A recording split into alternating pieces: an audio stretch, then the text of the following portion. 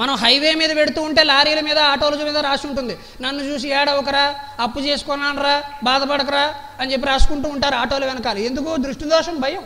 ఎందుకంటే అసలు మనం పక్కవాళ్ళని చూసి ఎందుకు ఏడవాలండి?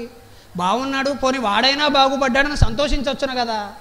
ఆ సంతోషిస్తే దృష్టి దోషం తగలదు కదా.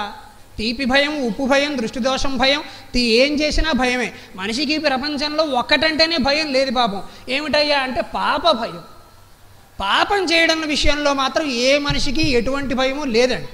ఒక్క పాపం చేసే ముందు పంచాంగకర్తని కానీ పురోహితులను కానీ కలిసి, అయ్యా నేను ఈ పాపం చేయవచ్చా అది అడగమండి మనం. కానీ దురదృష్టవశాత్తు, స్వామి ఈరోజు కారు కొనొచ్చా, కారు కుడివైపు నుంచి ఎక్కాలా, ఎడమవైపు నుంచి ఎక్కాలా, బండికి కుడివైపు నుంచి ప్రదక్షిణ చేయాలా, ఎడమవైపు నుంచి చేయాలా, భగవంతుడిని చూసేటప్పుడు కళ్ళు తెరవాలా, మూసుకోవాలా, ఎన్ని సందేహాలు. భగవంతుడిని నమ్మడానికి మనకు వందల సందేహాలు. పాపం పట్ల భయం లేదే మనిషికి.